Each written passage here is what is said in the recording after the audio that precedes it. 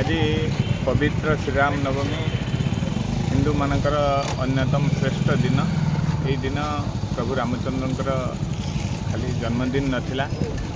जो कल्पना आम राम राज्य करुँच तार मूल भित्ति आज ही आरंभ होता बोली भाविया हम। आज सारा देश रे प्रभु राम जो आशीर्वाद देशवासी झरी पड़ू। नरेंद्र मोदी जी जो विकसित भारतर स्वप्न एवं माननीय मोहन माझी जो विकसित ओडिशार स्वप्न अच्छी पूरण करने दिगरे सब देशवासी को राज्यवासी को मोर अंचल नाउगाँवासी प्रभु रामकर आशीर्वाद प्राप्त हो। आज दिन में आम कामना करूँ एवं प्रभु रामचंद्र आशीर्वाद समस्ते सुस्थ रुहतु, समस्ते निरोग रुहतु, समस्ते सुखी रुहतु एवं राम राज्यर असम कल्पना निज भीतर उज्जीवित हो। आज अयोध्या जमी राम तिलक दर्शन परम सौभाग्य जो मैंने आध्यात्मिकता अंधविश्वास बोली कहते आध्यात्मिकता विज्ञान मिलन आज जमी राम तिलक दर्शन सौभाग्य देशवासी को प्राप्त होमती रामकर आशीर्वाद आज दिन में प्राप्त हो ये प्रार्थना करी।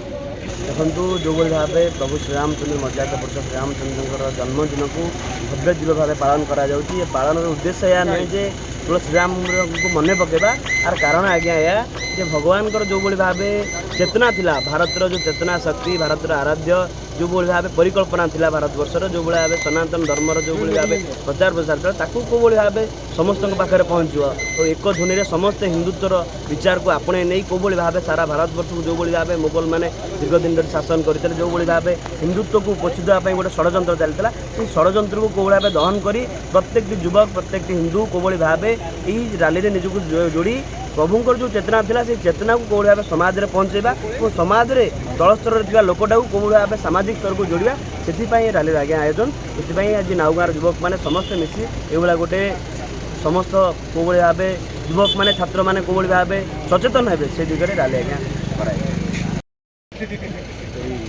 पवित्र रामनवमी अवसर में मोर नागवासी मोर आंतरिक शुभेच्छा अभिनंदन। खास कर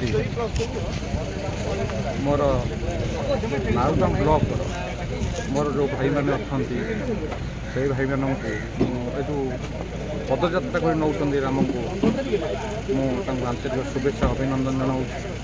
मोर ओडिशावासी मोर समस्त को ये कामना करी राम का आशीर्वाद समस्त रही था जहा मोर आ विशेष किसी कहूँ ये मोर वक्तव्य शेष कर। जय श्री राम।